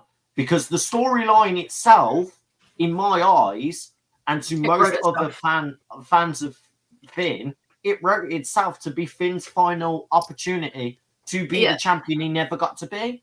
And don't get me wrong, I love Seth. I love the run he's done. But having Finn as your first challenger and just making him lose 2 quick times. I think the problem with that is that is a double-edged sword. I think we're seeing now that there's a lot more character invested into these people. You genuinely are rooting for them. You want them to win. right? Yeah. All of the odds are like in their favor, and when you don't, it hurts. But on the other side of that, would you rather a 1 week push for this person and then thrown into a match with the champion, and you already know it's a foregone conclusion that the winner is going to be the champion? It's a line No, that and I you're get treading, that. and it's I really get that. difficult because it's like if you don't put enough effort into it, you're like, why did they even get a match? They didn't deserve it. But then if there's so much effort put in, and then you're like, this person is no longer the character that I thought they are because of the substantial loss But they what had. I think should happen then, instead of that, I think you do what John Cena did best with the US title run that he did. Yeah. Do it as an open challenge. Doesn't need to be feuds built on it. Yeah. Doesn't need to be any stories. Just be like, right, loads of people want to be on top of the pedestal. Loads of people want to be the biggest champion there is. Yeah. They want to represent the company. How about I give you the literal open the gate and say, come on then, take my throne. But didn't Seth's title run start out as an open challenge though? And now he's just like anyone asks. Yeah. Right. Well, for me, like it has the opposite effect for me. Like, I mean, it got to the point, and I'm generally at this point with Seth Rollins, is I was actually cheering for Jinder Mahal on Raw. Like, I actually wanted him to win the title. And it's nothing against Seth Rollins. But if you actually look at Seth Rollins at the minute, what is his character? My back hurts, and I've got a great theme song. That is his gimmick at the moment. And he busted me to my ears, Reese. I'm sorry. And he blasted his leg. I'm sorry, but like, what else can you say about what Seth Rollins does? My back hurts, and I've got a great theme song. He's a and I stomp. If you think about it, he's a revolutionary. He's done. His title run has done damage to the it's a top heavy division on Raw because you've got people there who should be world champion who have not been able to hold the title because where did they go once they lose to Seth Rollins? Jey Uso has got nothing to do because he lost to Seth Rollins. It's no offense to Sammy, but it's a good job that he's injured or kayfabe or whatever because he's got nowhere to go after he lost to Seth Rollins. Nakamura, his wheels are spinning. You've got Finn Balor there who is in the tag team division because he lost to Seth Rollins. Like, this is what I'm saying. It's one of those things where I'm on your side. I'm saying you right now. I'm telling you right now, right? Seth Rollins versus CM Punk at WrestleMania does not need to be for the championship. Seth Rollins does not need to be the World Heavyweight Champion to have a feud with CM Punk. He does not. That can be a marquee match at WrestleMania without the World Heavyweight Championship on the line because that storyline is built on real life beef between those two people. The World Heavyweight Championship shouldn't even be involved in that match. It shouldn't be. And for some reason, Seth Rollins as the World Heavyweight Champion, yes, it was great. But then Finn Balor or Nakamura should have beat him, and then it would have got more interesting. Cody Rhodes should probably be the World Heavyweight Champion on Raw right now because he has more screen time than Seth Rollins does. It's ridiculous. It gets to the point where, and I've said this on the podcast over and over again, and I'll say it once again, just because you have a long title reign doesn't make it a good title reign. No, of course. But you can have a good title reign that's long, but two things don't match. Gunther has had a good long title reign. Seth Rollins has had a bad long title reign. That's just my opinion, and it's because he's challenged everyone in the division, and now it got to the point where just because they don't really have anyone on the pay-per-views to challenge him because everyone's kind of spinning the wheels. You've got Jinder Mahal challenging him for the championship on an episode of Raw. What is that? What is that? I know that's like a rant, but that's just my opinion of Seth Rollins at the moment. If he's gonna go and have like back surgery, or if he's gonna have a bit of time off, maybe is now the best time to do it. Because if you're not gonna do the CM Punk versus Seth Rollins match without the title at WrestleMania, I don't want to see that. I don't care. I want CM Punk to have the championship, maybe, but I don't want Seth Rollins in the title picture anymore. But that's just my opinion. I get that. I get where you're coming from. And I am your friend, Reese, and while I am hurt by your feelings, I respect you. like I say, I'm not saying it out of hatred for Seth Rollins. No, I'm saying it no. out of the booking for the Raw division and the World Heavyweight Championship. Yeah, I see where you're coming from. I just want to say a couple of things into regards of what you said. Like, this title that Seth has is he is the first title holder. So I don't really think WWE cares so much about who the competitors were. I think they just want to put somebody as the first holder for a certain amount of time so that people have a goal to achieve, right? Yeah. Yeah. I lost my agree. second point because of No, I agree. But I think that's just a case of what it is. But then I was just about to say, I think people will always find a reason to turn on Seth Rollins. It's not his fault. It's the way that he's booked that people will turn on him against. It's happened like multiple times before, and people have grown to like him again. But I just think it's WWE creative that really dictates who people like and who people dislike. And I get what you mean. Like, at the end of the day, there have been so many people that could have dethroned Seth Rollins, but that's why it makes his title reign even more special in terms of the number, because he's been able to beat all these people. But these people have had their characters built up along the way to actually be on par with him. Whereas this time last year, there's no way you could have told me that Seth Rollins would go up against Jinder Mahal, and I'd actually believe that it would A, be happening, and B, there would be a chance, because character building in 2023 from Triple H has been a massive thing, and we're seeing it now. Yeah. Everybody has a definitive character, and that's why you want to root for these people as well. I think another part of it as well that you have to kind of take into consideration is they're trying to establish how this belt can differentiate from Roman. So they're trying all these different ways of showing it off or showing ways it can be defended. Like, obviously, they want it to come across like this is the working man's belt, where Roman is like whatever he wants to do with his belt. So they are going to trial and error, open challenge, or people asking for an opportunity, and Seth being like, yeah, I'll do it. And I'll defend it on a random Raw or an NXT. Yeah, fuck it. You know what? I can see that side of booking, but I'll pose another thing towards you, right? That there are 3 other interesting storylines that could have happened last year if Seth Rollins lost the titles to those people. You have Drew McIntyre there that could have been justified if he won the championship and could have gone on to feud, let's say, with a Cody Rhodes, or even carried on feuding with Seth Rollins but came out on top at like day 1 or something. Right? You've got Shinsuke Nakamura there, who could have redeemed himself and gone back into the main event scene there if he'd have won the World Heavyweight Championship from Seth Rollins and maybe had a feud with your Finn Balor. But the most important storyline that suffered because of Seth Rollins last year was the Judgment Day. I know they did prosper, but you had something going on there where Damian Priest cost Finn Balor the World Heavyweight Championship twice, and that went nowhere. That went nowhere. And can you imagine how good that storyline would have been if Finn won the World Championship and Damian Priest was in the same faction with him, stood right there with the Money in the Bank? The briefcase. Yeah, exactly. And that's what I was saying at the time, is like, when these matches were coming up, I wasn't saying I want Seth Rollins to win and I don't give a shit about anybody else. I happily was saying I want Seth to retain, but I wouldn't mind if this person won because it fits the storyline at the time. I think the one that really upsets me the most is Finn Balor, because, as you say, that could have taken the Judgment Day twist and turn in so many different ways from what we're seeing now. And that's not to say that the Judgment Day still aren't a dominant faction. It's just to say that the story hasn't gone the way that we were all hoping it would. Well, it's not even just a case of... Because you could have had a moment where, like, even if, like, Finn Balor had won the title, and obviously he's got that looming fear of Damian in the background, Damian would have been reassuring him, being like, I'm not going to cash in on you, not going to cash in on you. And that's then if what Finn we all Balor had said. a match at Mania, and then he cashes in, it would be like Heist of the Century 2.0. And that would have been even more memorable, to say that Damian Priest won his first title at WrestleMania after promising Finn for a long time and putting doubts in his head, but playing the game. I'm still saying Damian does the Heist 2 set. CM Punk first set happens, Damian cashes in. I would love to see that. It's just honestly, like the past year, like I say, I've loved his matches that he's been involved in. Fair play to him.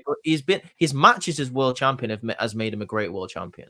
But like for me, the only like analogy I can describe how I'm feeling about the main event scene on Raw is if all of these people are in a swimming pool and Mhm. Seth Rollins has just pressed a button to close the top of the swimming pool, and they're all just bobbing, hitting. Yeah, I get that. I'm not Yeah. going to lie to you. As a big Seth Rollins fan, I think he's fantastic in the ring, promo-wise, everything. There is literally nothing wrong I can fault with him as a character. He is fantastic. It is something that is not within his control, and that must suck, knowing that Yeah, you're of putting course, everything you can in to put your best performance out and to make people care about you, and people are turning on you because of the way that you are booked, which is not in your control.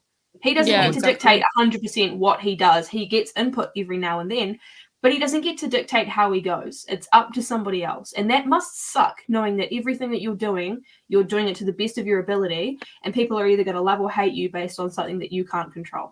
I That agree. must suck. I For think- anybody, not just Seth Rollins, but for anybody. Because creative is 100%. not a wrestler decided thing, you know? I just think, like I say, with the whole swimming pool analogy, like I just said that, but I just think like he's had some great feuds over this year. In my personal opinion, I would have let him drop it to Finn, and then Yeah. the World Heavyweight Championship maybe Yeah. bounced around like on Yeah. Raw, like with some I great wouldn't have people. minded it.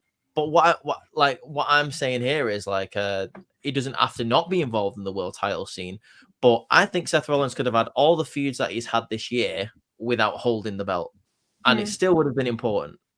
That's Yeah. just my opinion. People Yeah. people say, does Roman really need the title in these bloodline feuds? I say yes, for a different reason, because it's literally his gimmick. His gimmick is literally I'm the breadwinner. He does need that title. Does Seth need the title for fighting Shinsuke Nakamura? No. Does Seth need the title fighting Drew when, in my opinion, maybe he should have beat Finn a couple months down the line, and Drew's redeeming himself and proving himself to be carrying the company on his back? No, I don't think he needs a title there. Like, I just think, and then when Punk came back, did Seth need the belt there? No, he didn't. But that's just me. That's just me. That's just my opinion. Yeah, I'm not dogging on Seth Rollins anymore, but that's my no, opinion. and that's the thing. That's the beauty. Out. That's the beauty of our conversations. Is I find that not only do we feel open and comfortable enough to be able to say our piece, but we know that we're not going to be judged on it, and also we know that it's coming from a place of wanting the product to be better. You know, we're not dogging on people because we want to. We're saying, hey, I've got an issue with this, and this is maybe how we can work around it. And I think that's why our conversations are so constructive and actually helpful, because it helps open our eyes to somebody else's perspective, which we might not have seen that from another person's point of view, you know? Yeah, And exactly. I think that's like goes to what I was saying of like last week's podcast episode as well. It's like, what's the point of bashing on each other or hating on each other's opinions when there's discussions to be made? Like, it's better to have open discussions and this forum of being like, oh, these are my really cool ideas. I want to feel validated on my ideas, but oh wait, these people are actually adding my ideas and giving more cool things to it. Yeah. Or actually, I like their idea more. I didn't think of that at the time. And that's what these conversations are. I'll say this as well. If you take all of my opinions out about the storylines as the reasoning why Seth Rollins shouldn't have held the title as long as he has, I would say this about any person who defended the world championship on a weekly basis, and the reason why I would say it anyway is because, like, I've already said it doesn't make it feel as important, because I think you should wait till pay-per-views to build a story for a world championship. But you've actually already got a workhorse championship on both brands, and it's the Intercontinental title. That's the reason why that title is there for. That is the title is supposed to be defended on a weekly basis. The world title is supposed to be a special event. You're challenging for the richest prize in the business. Yeah, but gotta make you work for it. Yeah, exactly. But lately, it feels like Seth Rollins is like friggin' Oprah Winfrey, who is like, you get a title shot and you get one and you get one. And I think that's something that we've definitely seen shift in 2023, and I'm hoping it changes back in 2024, is that it felt as though the Intercontinental Championship wasn't as defended as often as the World Heavyweight Championship, and it really should be the other way around. Yeah, it was weird. Yeah. Like I say, that's the weekly title. Like, Gunther is the guy. He's the workhorse. You want to prove yourself against Gunther. Like a guy like Sami Zayn, right? I know. I'm sorry, Sami, but a guy who's not been in the main event since February shouldn't be able to walk up to the world champion and go, "I want a title shot," and he just goes, "Yeah, all right, yeah, go on." Yeah, then. literally. Like, yeah. I got nothing planned today. Let's go. kind of Yeah, thing. a guy like Jinder, who, by the way, and this is a fact, a guy like Jinder who hasn't had a televised match since last May, who hasn't had a Wow. house match since last September, Exactly. has a promo with The Rock, and then he's able to come out and go, "I deserve a title shot," and I Seth think- just goes, and I Seth just think goes, they did that "Yeah, as like alright." a you went and did your thing against The Rock, so here's something in return kind of thing. I Yeah. honestly think that's just what it was. Oh, totally, it was a backstage thing. That is totally the backstage reason. You get dogged by The Rock, so here's your Here's a well done, reward. mate. Yeah. Take it on the chin. You took it on the chin well. There you go. Fair enough. Mhm. I can't even knock him for that. But from a Yeah. storyline kayfabe point of view, Jinder Mahal has come back after being off screen for 10 months and gone, "Can I have a title shot?" And Seth just goes, "Yeah." Yeah, sure. All right. Well, Go what? on. Go Right, on. right. So when I'll Reese see you says in it, 5. it's perfectly fucking fine. When Tony Khan says exactly what Reese said, everyone loses their fucking mind. I knew this was coming first and foremost. And secondly, the reason that people do it is because Tony Khan has done this time and time again. Reese doesn't do this very often. But is he Tony wrong? does it on Was like Tony social wrong? media platform. He's a Isn't it? Tony CEO wrong. who shouldn't be making an ass out of it. Forget How everything was we said Tony about wrong? positive conversations before, guys. Tony was 'cause wrong. back on this. How was Tony wrong? He literally said the exact Tony same was wrong. thing Reese did. It's because He literally Tony's said made an the same ass of thing Reese himself. did. That's why. And on that note, Let's talk about some Money in the Bank winners really quick. Yeah, I was gonna and say, then on we'll- that really note, quick. I'm calling it now, Chelsea Green. Yes. Yeah. In fact, yes. you know what, Chelsea Green. I'll tell you what we should do. Quick fire right now. I mean, you've already done your women's ones. Quick fire. Yes. Who's winning the men's, the women's Money in the Bank, and who's winning next year's Royal Rumble? Okay, all right. We'll start again from the beginning. Reese, Like or G, go first. 2025 Royal Rumble. Yeah, Yep. yeah. I G, can't go think first. that far ahead. You, Oh, Reese, you you could go. We've been doing that this whole episode. Literally. That's been All the right. whole episode. Oh my god. Women's Money in the Bank, Chelsea Green. Yeah. Men's Money in the Bank, maybe an NXT call up. I don't know, one of the guys. One of the guys. That's One of the guys, Trick, No Carmelo, shit. Bron Breakout, one of them three.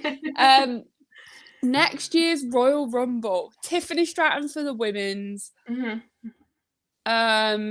Again, Trick, Carmelo, or Bron from the men's. Call Yeah, up. fair enough. I like Okay. it. Cool. Okay. Right. Women's Money in the Bank winner. I'm gonna go with Zoe Stark. Ooh, Oh, I like I that. like Yeah. that. Men's Money in the Bank winner. I am gonna go with. Jey Uso. I like that too. And the 2025 I like that men's too. 2025 men's Royal Rumble winner. I am going to say Gunther, because it should have been him this year. Okay, yeah, I like that. Yeah, I agree. Yeah. What about the women? Rossi boy. Have you done yours already? Yeah, he said Rob? women. He Okay, said Zoe cool. You know, Alright, for I the will women's do Royal Rumble, Okay. Yep. No, I got it. Oh, the women's Rumble. Sorry, yeah, I didn't even say the women's Rumble. Oh, that's a good one. Screw it. I'm going to say Cora Jade. Noise. So women's Money in the Bank holder, I would probably give it to Fallon if I could for NXT. I think that'd be a really fun one, very unique and out there. Men's, genuinely would like to see CM Punk running around, messing with a briefcase again. I think that'd be he would dope. set a record there, by the way. He like the first. Yeah, he time. would. Yeah. Which is why I want him to do it. For Royal Rumbles, men's winner, Matt Cardona. Oh, Or Nick Aldis. Nick Matt Cardona Aldis. or Nick Aldis. do it. And Oh, for Nick Aldis, female yeah. Royal Rumble winner, I would probably, and this is going to be a freaking wild one that all of you are going to be shocked at, I'd put Britt Baker there. Hey, fair enough. Oh, I would love to see Fair Britt Baker enough. in WWE. Yeah. That'd be dope. Yeah. The reason I say that is because I'm pretty sure you guys have noticed a lot recently. She's been saying her frustrations. Fans Yes, I basically have. said This they week didn't too. want a lot. Yeah, they didn't want a lot of Brit around, so they haven't had much of Brit. And obviously, she has been working on this undisclosed injury and stuff.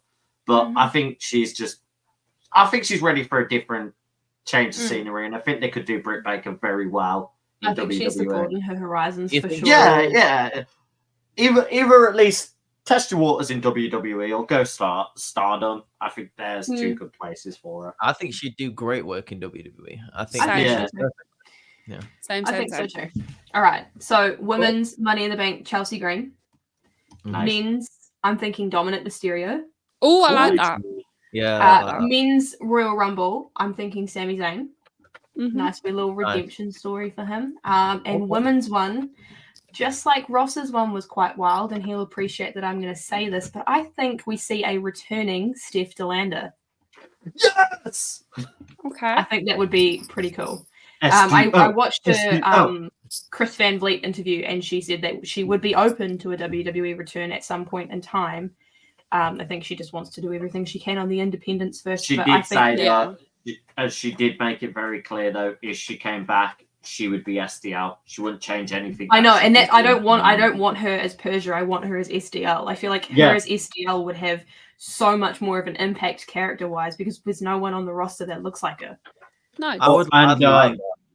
It's the same. It's the same as Matt Cardona. I would not want Matt Cardona to come back as Zack Ryder. He would be. But that's the thing is like it comes back to the whole like I'm going to briefly touch on this and then we'll finish up the whole Cody Rhodes returning to WWE. It's like we didn't want him as the Cody pre-leaving. We want him as what he's created the himself American as Nightmare. independent circuit wise. And I would want the exact same thing for Steph DeLander and for Matt Cardona. I wouldn't want them to go back to the way they were before when they were in WWE. You need the reinvented version. You need to show that they have gone and taken this opportunity of being released and actually made something of it and proven how great they are and believed in themselves and got stock in themselves. I think that's what you need to do. 2026 will be Okada's year, by the way. But yeah. I'd say 2026 is one will be Okada. I'm going to say. Oh, Ross, we're not even thinking that far ahead. Anyway, we'll wrap it up here. It's been a fun one again. Next week, we are here with our first predictions video of 2024. We will be here with the Royal Rumble predictions. Of course, we will have a special guest, but we will keep that disclosed for now.